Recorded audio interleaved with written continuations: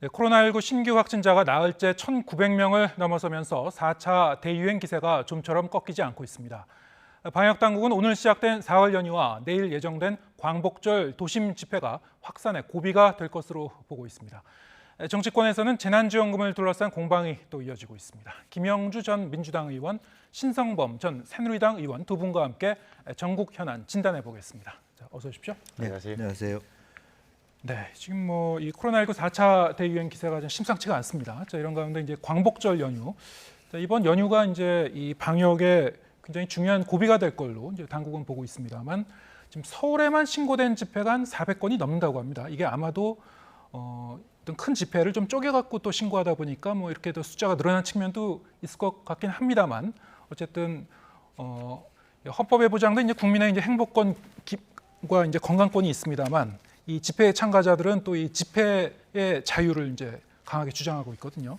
자, 이게 매번 이런 이 갈등이 좀 반복되고 있습니다. 이제 어떻게 보십니까? 우선 42여 개 단체에서 집회 신고한 게 320군데 된다니까 예. 보통 일이 아니죠. 근데 오늘 오면서 보니까 벌써 광화문에는 벌써 시작됐더라고요. 그러니까 예. 경찰이 많이 이렇게 전개가 돼 있고 하던데, 지금 국민은 뭐 잘 아시는 대로 전체적으로 보면은 부족한 백신을 사회적 거리두기 4단계로 겨우겨우 막고 있단 말이죠. 이런 상황에서는 오늘도 뭐 2,000명 가까이 1,900몇 명이 확진자가 나왔으니까, 이런 상황에서는 다른 것 없이 국민의 생명이 우선시 될 수밖에 없는 것은 또 분명한 사실이자 국민의 뭐 상식이 됐죠. 그런데 다 좋은데, 지금까지 정부가 이제 쭉 해왔던 조치 가운데 어떻게 보면 이 집회를 놓고 집회 주최한 사람들의 정치적 성향 내지는 성격에 따라서 또 다른 대응을 해왔잖아요. 예를 들어서 지난해에 이맘때쯤 8.15 집회 때는 보수단체 집회에 대해서 굉장히 강하게 음악에 단속해놓고는, 완전히 뭐 다들 이렇게 촘촘하게 단속해놓고는, 지난달에 있었던 민노총 집회에서는 그렇게도 하지 않았단 말이에요. 이런 걸 국민들이 다 봐왔는데, 이번에 명분은 국민의 안전을 내세운다고 하지만, 그래서 경찰이나 서울시에서 다들 집회를 불허하고 있지만, 여기를 바라보는 국민의 시선은 그 나온 사람들도 잘못했지만 정부의 대응도 뭔가 오락가락한다, 정치적 성격의 대응 성격이 짙다는 그런 의심과 불신을 갖고 있는 것만은 좀 분명한 거죠. 네. 오늘 낮에 이제 이 보수단체의 집회가 있었고, 아마 오후 4시부터는 이제 민주노총의 또 집회가 이제 예정돼 있다고 하니까요. 네. 지금 뭐 어떻게 진행되는지 이제 지켜봐야 될 것 같고요. 지금 이번 연휴에 이제 진행되는 집회들이, 특히 이제 보수단체 집회 같은 경우에는 오늘도 그랬다고 하죠. 이 일종의 이제 본인들은 이제 산책이라고, 이제 걷기 운동이라고 이제 주장을 하고 있습니다. 이게 어떻게 보면 이제 1인 시위 형식의 이제 걷기 운동, 이런 어떤 변형된 형태의 이제 그 시위 방식이 아닌가 싶은데요. 자, 이게 어떻게 보십니까? 사실은 뭐 국민혁명단이라고 하는 그 단체에서 주로 이제 그런 얘기를 썼는데, 예. 사실 쉽게 얘기하면 편법이죠. 그리고 또 오히려 솔직히 집회라고 얘기하면서 이렇게 저항하는 것이 더 나을 뻔합니다. 실제로 산책이라, 자발적 산책이라 그러면 왜 도심 그 차가 다니는 그 혼탁한 매연가스가 있는 도심에서 산책을 합니까? 오히려 넓은 공원에서 산책을 하고 휴양림에서 산책을 하시죠. 그래서 그런 부분은 정확하게 봤을 때 적절하지도 않고, 또 국민 감정에 맞지도 않고, 또 편법이고, 사실은 그것을 그야말로 어떤 종교 지도자인 한 사람인 정강훈 목사가 그런 식의 아이디어를 낸다는 것은 매우 국민 감정과 멀다, 그렇게 생각이 들고요. 지난번에도 물론 뭐 보기에 따라서 우파와 좌파 간의 정부의 말하자면 어떤 거리두기라든지 어떤 집회에 대한 성격의 대응 차이가 있다고는 합니다만은, 아시다시피 작년에 있었던 광화문 집회에서 보여지는 보수 단체들의 아주 그야말로 뭐 전혀 그 방역에 대한 어떤 질서를 전혀 지키지 않고 의도적으로 그렇게 막 그것을 확산하겠다는 의지를 가지는 정도의 분위기하고, 일정 정도 거리두기라든지 나름대로의 마스크를 잘 착용해서 지키고 있다 하는 집회하고 조금 구분해 줄 필요가 있다라고 보여집니다. 그래서 실제로 작년에도 그렇습니다만은 집회 신고한 규모와 실제 규모가 차이가 많이 났기 때문에 더 문제가 되거든요. 그렇기 때문에 그야말로 우리나라 안에서 뭐든 그렇다고 해서 코로나 시국에서 모든 집회 하지 마라 이렇게 할 수도 없는 상황이라면 철저하게 그 당국에서 규모의 집회가 그 인원 안에서 철저하게 지켜지는가를 정확하게 감시하고 정리할 필요가 있다라고 생각이 들고요. 또 이와 같은 어떤 뭐 산책이라는 말로 그야말로 어떤 왜곡하는 그런 부분들은 없었으면 좋겠다, 그런 말씀을 드립니다. 네, 저 이런 상황에서 이제 어제 이제 그 여론조사 결과가 나온 게 있었죠. 갤럽 그 조사인데 문재인 대통령의 지지율이 이제 5% 포인트 정도 이제 하락해서 36%로 이제 나왔습니다.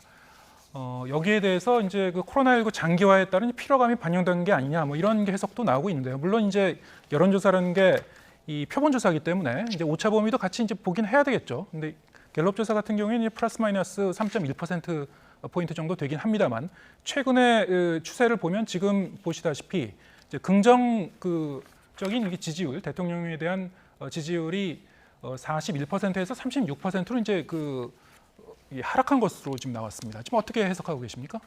그 일주일 만에 저렇게 많이 쭉 빠졌잖아요. 한 번 더 보여주시겠습니까? 일주일 보면은 딱 일주일 만에 긍정은 5% 포인트가 뭐 떨어진 거예요. 긍정이. 그리고 부정이 2% 포인트 올랐어요. 긍정 비율의 급격한 하락이라고 보이는데 결국은 뭐냐면은 앵커께서 말씀하신 대로 코로나19 국면이 장기화되는 게 가장 큰 영향인 거예요. 다시 말하면 코로나 그래도 다른 나라에 비해서 그나마 낫다고 판단했던 분들도 이런 굉장히 엄혹한 일상생활에 아주 제한이 심한 4단계 거리두기가 계속 진행되면서 생활에 불편을 느끼게 되고, 여기다가 완전히 백신이 부족해서 1차와 2차 접종 간격을 3주 또는 4주에서 6주로 늘리는 이걸 눈앞에 목도하면서 대통령이 뭔가 좀 이상하다라고 느끼는 거죠. 게다가 그런 기업까지 소환되잖아요. 그래서 모더나 CEO가 작년 연말에 통화하면서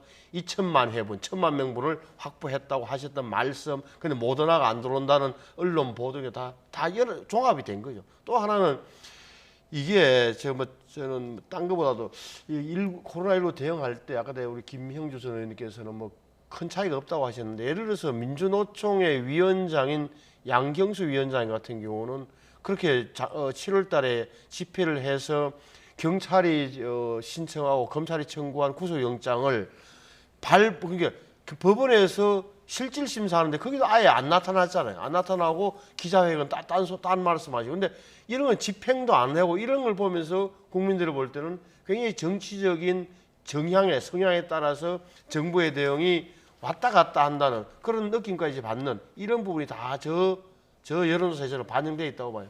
네. 근데 이제 이번 여론조사 결과를 보면은 특히 이제 30대 층에서 이 긍정 평가가 좀 하락한 것이 이제 눈에 띕니다.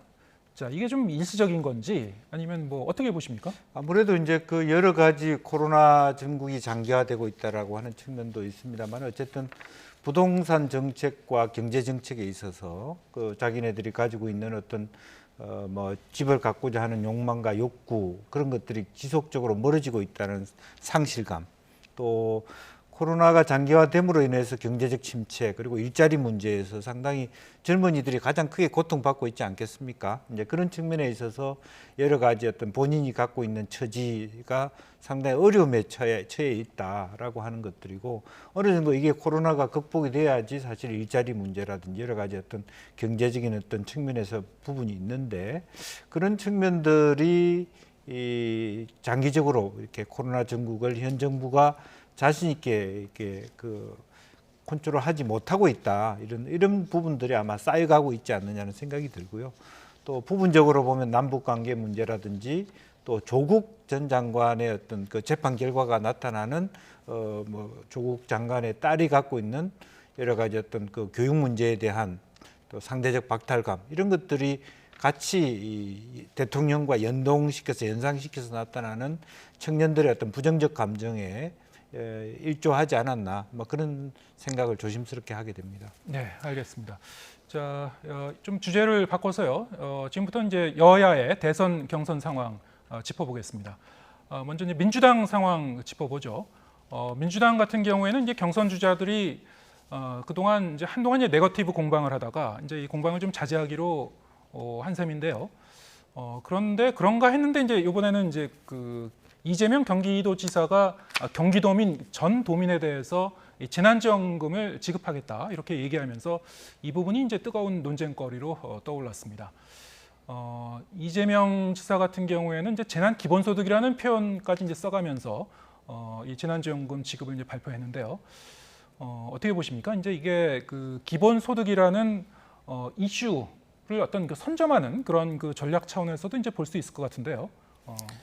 글쎄 이 내용은 뭐 뻔히 이제 뭐 알 수 있는, 그러니까 큰 쟁점이라고 하는 것은 국가와 또 여야가 합의한 부분에 대한 것을 왜 경기도가 안 따라가냐라고 하는 부분, 그런 부분들은 이제 다른 경쟁 후보들이 짚고 있는데, 이재명 지사는 거기에 대해서 지방자치라고 하는, 우리 자치가, 우리 경기도가 그만큼 능력이 돼서, 또 하나는 도지사가 일방적으로 한 것이 아니라 시도지사 군수협의회에서 제안이 들어와서 도비와 매칭으로 이렇게 지원하기로 해서, 그런 부분에 대해서 내가 일방적으로 하는 것도 아니고, 뭐 그런 부분들을 충분히 지방자치라고 하는 영역 안에서 내가 할 수 있다라는 것이고요. 이제 그런데 이재명 지사가 하고자 하는 메시지는, 저 행동을 통해서 하고자 하는 메시지는, 나는 추진력이 있는 사람이다. 내가 일을 하고자 하는 일은 끝까지 한다라고 하는 부분이 있어요. 그런데 다른 한편으로 보면 지금 사실은 세금을 통한 이 양극화 해소라는 측면에서 어떻게 보면 저런 일을 다른 데도 하면 되지 이렇게 얘기하지만, 실제로 재정 자립도가 엄청나게 낮은 뭐 어느 도시인지는 모르겠습니다만 지방자치제가 서울 경기만큼의 재원이 확보되어 있는 도가 별로 그렇지 많지 않거든요. 이제 그랬을 때 오는 상대적 국민 전체의 박탈감이라든지 또 안하무인격으로 보일 수 있다는 것이, 본인한테 덕이 어느 정도, 무엇이 덕이 되고 무엇이 손실이 될지 가늠하기는 쉽지 않아 보입니다.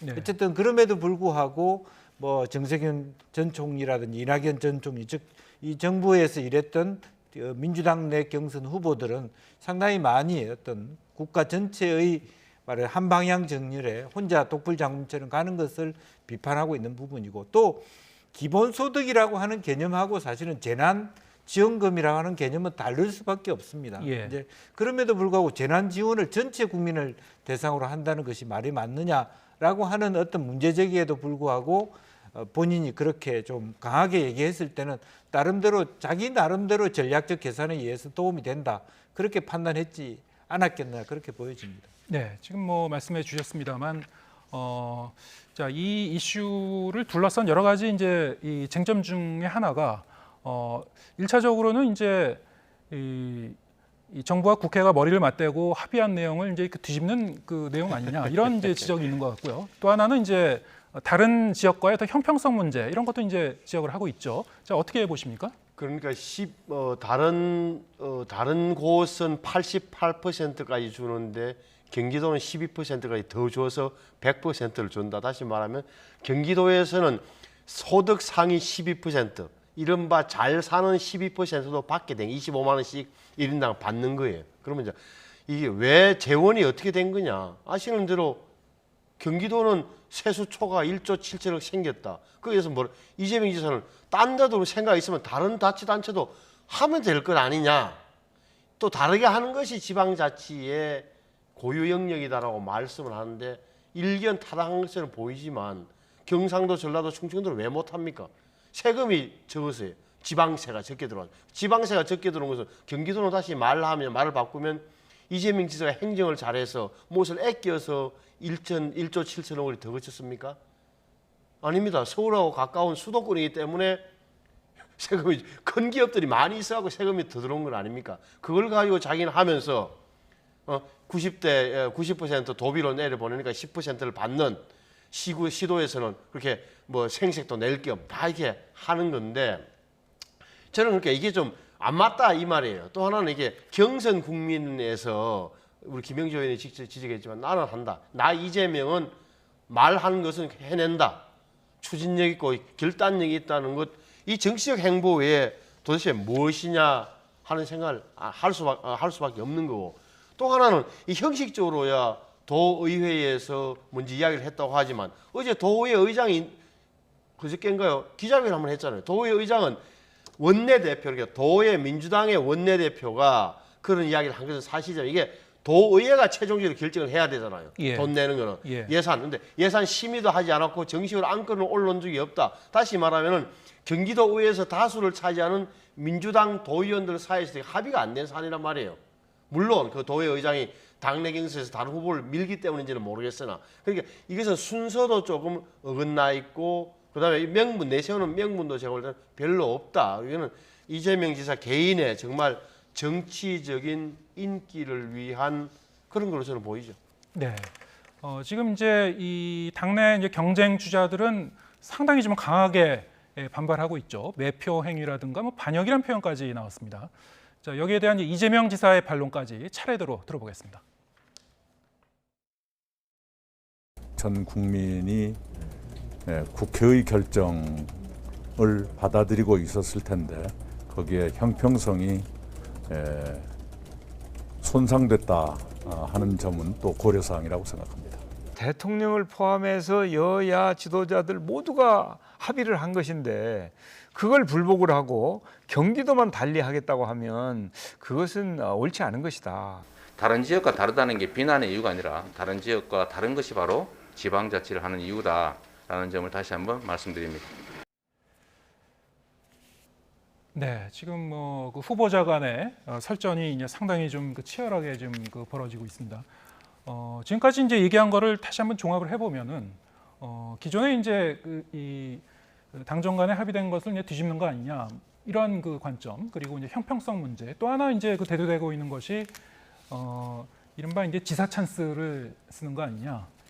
이게 공정 경선이 아니지 않느냐 이런 이제 문제도 제기되고 있죠. 네. 어떻게 보십니까?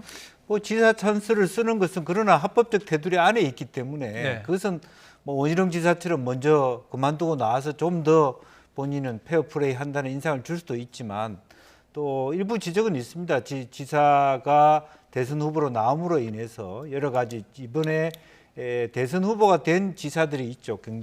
경기도뿐만 아니라 충청남도라든지 강원도라든지 이렇게 함으로 인해서 도의 경비가 일정 정도 그런 후보 경선을 위한 분위기 조성에 쓰여졌다 이런 비판도 있습니다만 어쨌든 그런 것 자체를 본인 스스로 끝까지 기간 내에 하겠다라고 하는 것은 법 테두리 안에 있기 때문에 비난할 수는 없습니다. 다만 조금 더 그것을 뭐 미리 조금 더 앞으로는 아마 국회 안에서 도지사의 경우에 지방자치단체든 어쨌든 일정 정도 그 대선 후보 경선에 나온 사람들을 위한 법 개정을 할 필요는 있을 것이다. 그러나 지금 이 자리에서 이것이 옳다 그르다 할 수 있는 영역은 아니다. 그런 것이 제 생각입니다. 우리 이제 김영주 선생님이 점잖게 말씀해 주시는데 제 눈에는 뭐 어떻게 비치냐 하면은 경기도민이 1,400만 명입니다. 서울이 1,000만 명이 안 돼요.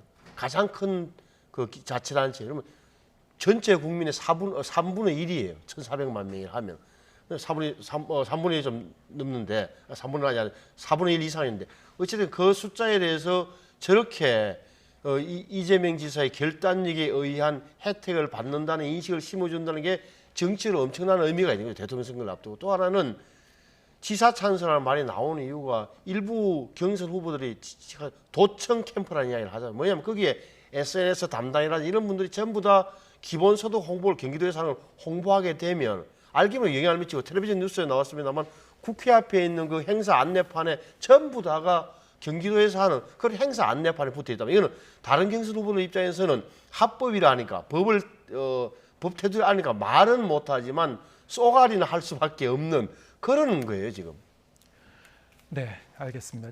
민주당 상황은 좀 여기까지 알아보고요. 국민의힘은 좀 상황이 어떤지 한번 짚어보죠.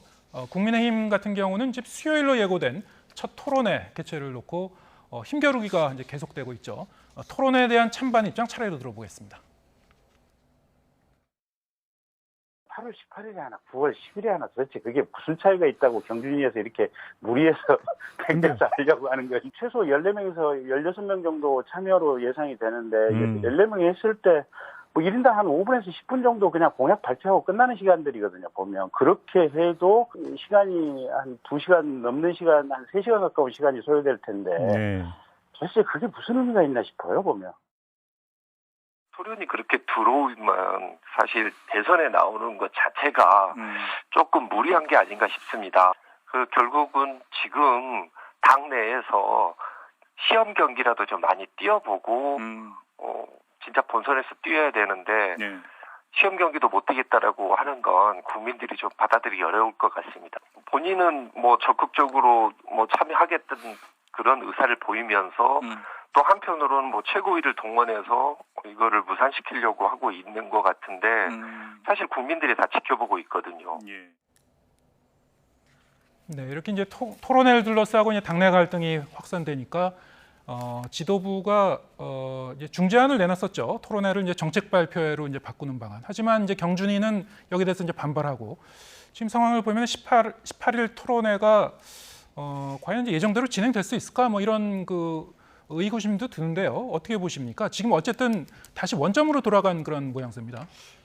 제가 보기에는 오늘 내일 그리고 월요일도 휴일이니까 아마 최고위원들 사이에서 오락가락 이렇게 말도 많은 자 뭐 절충안에 오가겠죠. 오가고 화요일 날 17일 날 아마 최고위원회에서 최종 결정을 할 것 같은데 제가 볼 때는 뭐 그게 저게 토론회가 됐든 발표회가 됐건 제가 볼 때 명칭은 좀 중요하지 않은 단계로 이전된 것 같아요. 서병수 위원장은 경선준비위원장은 토론회라고 하지 뭐 계속 하자고 말씀을 하고 계시지만 현실적으로 13명, 12명이 모이게 되면 5분씩만 이야기해도 1시간이 넘어가는 마당에 우리가 보는 봐왔던 텔레비전 토론 같은 형식은 사실상 불가능해졌기 때문에 토론회든 아니면 발표든 큰 의미가 없을 것 같아요. 오히려 18일 날 할 것이냐 말 것이냐 하게 되면은 뭐 명칭이 어찌됐건 하느냐 마느냐가 그 발표회 또는 토론회를 하느냐 마느냐는 최고위원회에서 결정될 것 같다는 분위기인데 제가 볼 때는 뭐 명칭과 상관없이 그런 모임은